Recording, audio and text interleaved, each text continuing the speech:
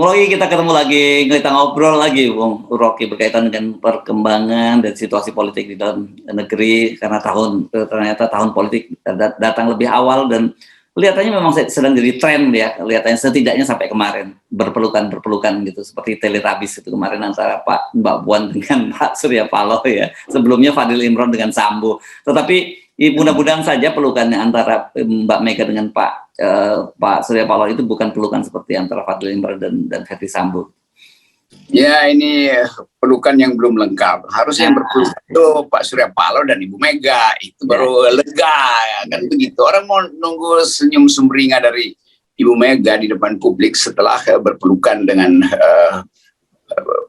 Pak Surya Paloh, atau paling nggak bersalaman secara hangat, kan itu belum terjadi tuh. Jadi ini mengirim sinyal aja tuh, dan orang lalu tiba-tiba mengambil kesimpulan, wah itu Nasdem sudah terbujuk oleh Ibu Mega, atau Ibu Mega akhirnya bisa dibujuk oleh Nasdem. Itu semua agak palsu, karena tetap ini soal elektabilitas itu, bahwa demi pragmatisme politik akhirnya Ibu Mega mengalah, mungkin melihat wah kok partainya turun terus, drop terus elektabilitasnya tuh dari segi presidennya, karena Mbak Puan nggak pernah tumbuh di atas ya mungkin 2%, 3% itu dalam elektabilitas. Demikian juga Pak Surya Paloh ada frustrasi juga, karena kan kita baca survei Nasdem itu turun terus karena nggak jelas mau nyalonin siapa kan. Jadi koktail efek dari pertemuan kemarin itu diharapkan menaikkan porsi dari dua partai itu, tetapi sebetulnya juga bisa menurunkan lagi. Karena pemilih utama PDIP mungkin menganggap jangan Anies dong. Anies itu jauh sekali dari tradisi PDIP itu yang terbuka. Kan Anies dikondisikan dia diasuh oleh Muslim dan bukan Jawa, dia Arab. Kan semua itu narasi yang dikembangkan sekarang. Dan kita bisa duga bahwa PDIP justru akan terpuruk suaranya kalau Anies dimasukkan ke situ. Kaum nasionalis menganggap ya Anies bukan nasionalis gitu, dia lebih dekat dengan Islam dalam politik identitas yang kita bahas kemarin tuh. Demikian juga pemilih Nasdem menganggap ya kenapa Puan. Nanti banyak tokoh-tokoh Nasdem yang merasa wah itu kita nggak akan dapat suara kalau Puan yang dimajukan. Jadi bisa juga menyandingkan Anies dan Puan, itu dua-duanya efeknya negatif baik bagi Nasdem maupun bagi Ibu Mega. Tapi udah biar aja kita lihat kekonyolan ini, karena dari awal juga Nasdem ragu-ragu untuk memilih Anies, Ganjar atau Andika tuh. Nah, kelompok Ganjaris di Nasdem juga langsung pasang posisi, wow ini berbahaya dong gitu. Mainan kita itu kan ini banyak faksi juga di dalam PDIP yang menganggap wah itu Anies nggak bisa tuh, kurang bisa dipercaya, kira-kira begitu. Lebih baik langsung Ganjar kan, karena Ganjar pasti langsung dapat restu dari Presiden Jokowi itu. Kalau Anies ya itu masih ada pertentangan personal atau soal-soal di balik itu. Jadi kekacauan itu terjadi sekali lagi karena desain politik kita mewajibkan orang buat berkoalisi, walaupun ini partai-partai sudah terdaftar sebagai peserta pemilu, tapi masih diwajibkan berkoalisi itu. Ini ajaibnya begitu. Udah mau masuk pertandingan tapi masih dicari partner koalisi, ngapain? Sendiri-sendiri aja kan. Ya. Itu. Ya, saya memang membaca itu kemarin statement dari Wakil Ketua kalau tidak salah ya, Ahmad Ali, yang dia menyatakan ini terbuka kemungkinan untuk memasangkan Anies dengan Puan gitu ya, dan Pak Surya Paloh sebelumnya juga menyatakan sekarang tiba-tiba masuk radar bahwa kan kemarin sudah, ini bahasa politisi ini saya kagumi, kemarin kan sudah menentukan ada 3 calon yang akan diusung, tiba-tiba sekarang begitu Puan datang masuk dalam radar, nanti siapa nggak tahu siapa datang lagi akan masuk dalam radar, itu yang terjadi kebingungan. Padahal saya paham ini seperti Anda sebutkan tadi, ini faktor kotel efek ini kan memang sangat penting ya dalam soal pemilu ini, di mana partai-partai yang mengusung seorang figur berharap dapat limpahan ekor jasnya gitu ya, kotel efeknya gitu ya. Tapi kan kalau kemudian begitu Puan datang, ya tentu saja teman-teman yang tadinya berharap Anies Baswedan menjadi kotel efek dari Nasdem itu nggak dapat. Tapi sebaliknya juga saling membunuh nih. Saya mau bisa membayangkan gitu ya. Ini mungkin kalau Anda biasanya paling bisa menjelaskan reaksi kimianya gitu ya. Ini antara misalnya positif dengan positif itu, atau negatif dengan negatif gitu ketemu. Saya nggak begitu paham, Anda bisa jelaskan. Tapi dampaknya bisa meracuni gitu satu dengan yang lainnya. Ya itu yang namanya dalam kimia terjadi aglutinasi gitu. Jadi membengkak akhirnya, bukan justru mencair lalu menambah volume dari tabung kimia itu, tapi dia membengkak, membeku aja kan. Jadi semacam pembekuan darah jadinya tuh, aglutinasi itu, bukan aglomerasi itu. Jadi ya, sekali lagi kita lihat satu keadaan di mana orang mungkin anggap oke, kalau begitu lapaknya Nasdem itu belum ditutup, masih dibuka semua itu kan. Nanti bikin konvensi baru aja, oh udah masuk dalam radar. Semua dimasukin dalam radar. Lalu apa fungsi dari radar? Radar itu gunanya untuk menapis mana yang boleh masuk, mana yang enggak. Ini kok semua masuk dalam radar. Lalu orang nggak bisa beda itu mana bintang jatuh, mana planet, mana pesawat, lalu tabrakan di depan radar semuanya kan. Kan itu soalnya begitu tuh. Tapi sekali lagi ini tontonan yang enak aja karena kebingungan politik. Jadi kita sebagai analis kita cuma bisa wah enak betul nih apa. Ada tontonan kebingungan politik.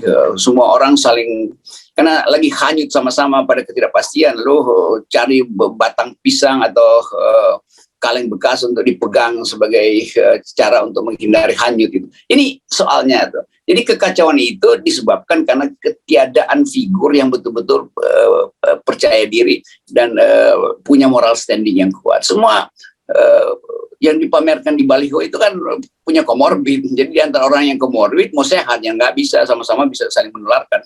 Ya. Oke. Tetapi gini, ini kan memang bukan safari pertama, bukan namanya safari, pasti terlakukan kunjungan. Ini akan dilanjutkan dengan kunjungan ketemu partai lain.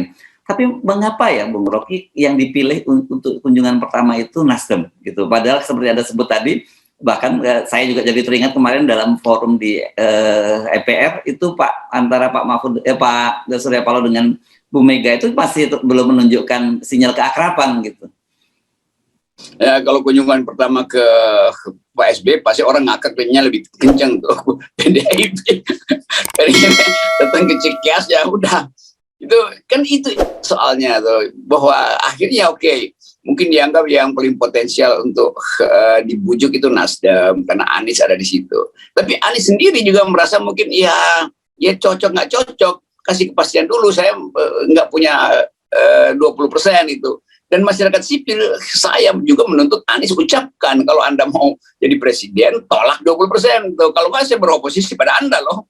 Karena ini soal harga integritas Anda. Anda digambarkan sebagai gubernur yang berintegritas, punya suksesi. Tapi kemudian Anda pro 20% itu. Yang ngapain saya pilih Anda? Kan itu kejujuran saya akan ucapkan itu bahwa Anies mesti terangkan bahwa Nasdem lakukan judicial review tuh. Masih banyak waktu tuh. Atau ada sinyal kuat bahwa mereka menolak 20%.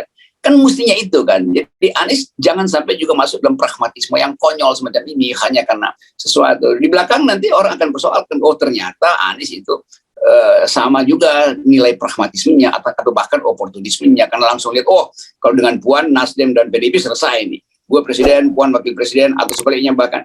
Itu konyolnya dengan orang sekarang, apalagi milenial, dia mau lihat kejujuran itu, kebersihan di dalam politik. Itu soalnya itu berat memang buat Anies, tapi ya itu dia teman saya juga. Tapi ya biasa aja, kalau kita tegur menegur kan bagus juga. Saya kira tradisi itu yang harus kita lakukan, bukan kalau ada seorang teman benar salah kita lindungi gitu, sementara orang lain benar nggak benar tetap kita hajar juga. Itu kan bukan tradisi yang bagus. Nah, etika itu yang mau kita ucapkan menjelang pemilu 2024, orang ingin lihat bahwa itu pemilu terakhir yang mungkin kasakusupnya masih ada. Tetapi sekaligus itu pemilu pertama untuk memperlihatkan bahwa ke depan kasakusuk politik itu harus dihentikan karena etika politik mesti kita majukan. Nah, siapa yang mau kampanye itu? Ya pasti mestinya Anies kan? Kan Ganjar nggak mungkin kampanye itu. Karena dia udah melanggar etika dari awal itu. Jadi Anies yang ada di front line itu justru harus promosikan public ethics atau democratic imperative ethics itu. Dan itu yang dipelajari oleh Anies bertahun-tahun dalam studi dia, dalam pengalaman dia berorganisasi. Kan sayang seluruh reputasi Anies sebagai orang yang berprinsip di dalam hidup, terutama dalam memajukan demokrasi itu batal hanya karena manuver-manuver konyol dari Nasdem dan PDIP misalnya. Oke, tapi kita bisa membayangkan ini, begitu banyak sekali sebenarnya tokoh-tokoh potensial gitu ya, karena sistem politik kita itu jadi menghalangi mereka Dan yang terjadi akhirnya kita ya dapatnya figur-figur yang seperti kita rasakan seperti sekarang ini gitu.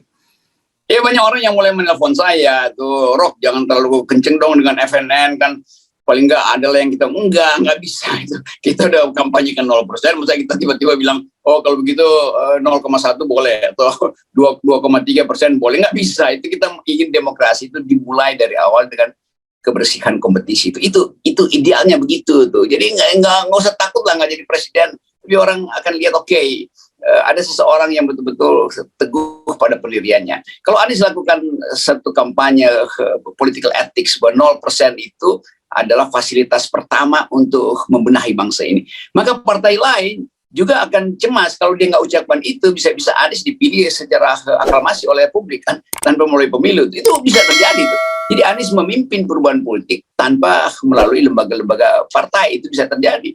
Apalagi situasi Indonesia itu rentan secara ekonomi, rentan secara politik, rentan secara kompetisi militer global, dan orang ingin lihat sesuatu yang sedang berlangsung. Bayangkan misalnya tiba-tiba Pak Andika menyambut Anies, oke, saya juga sebagai warga negara dan TNI udah bikin kajian bahwa 0% itu yang memungkinkan negara ini bersih. Jadi kita ingat kembali bagaimana Seskoad TNI di tahun 65 itu jadi tanking untuk menghasilkan Indonesia yang berdemokrasi itu. Jangan lupa demokrasi Indonesia itu juga bagian dari studi-studi di Seskoad di awal Orde Baru itu, dan tokoh-tokoh politik yang datang dari kalangan akademisi bersama-sama dengan TNI itu mencoba yang disebut era baru. Itu semua pikiran-pikiran moderat dan pikiran terbuka dari kalangan TNI. Dan kita tahu Pak Andika itu pernah menjabat komandan studi itu, apa istilahnya tuh? Ya itu yang saya dulu Bandung ya, tiba-tiba Kodiklat apalah. Ya. Dan itu pasti di ruangan Pak Andika itu penuh dengan buku tentang demokrasi. Nah bayangkan misalnya terjadi kolaborasi Andika dan Anies itu AA jadinya, dan atau AA plus itu. Tiba-tiba orang merasa ya nggak perlu pemilu, kita perlu aja kepastian bahwa ada yang akan memimpin. Lalu terjadi pergeseran politik, lalu muncullah pasangan itu. Ini bagian yang mesti kita analisis, karena FNN mendorong perubahan politik berbasis etika politik, kan itu poinnya. Ya, oke. Pertanyaan yang sama memang sering disampaikan juga kepada saya. Dalam posisi siapa calon presidennya FNN? Saya kira tetap saja kalau ditanya soal itu, calon presidennya adalah dasarnya akal sehat, gitu ya. Nah itu, jadi masuklah kita pada satu fase baru. Semua orang berupaya untuk membayangkan Indonesia yang modern, yang bersih. Tapi akhirnya orang menganggap, oke, kita sementara pragmatis dulu deh. Enggak bisa itu. Pragmatisme itu justru yang akan membatalkan kembali mimpi tentang Indonesia yang bersih itu. Dan saya kira dengan begitu kita tetap saja posisi kita adalah 0%. Kembali selalu pada prinsip pertama, etika politik, kompetisi harus dimulai dari garis start yang sama. 0%. Yes, oke, thank you, Bung Rocky. Yoi.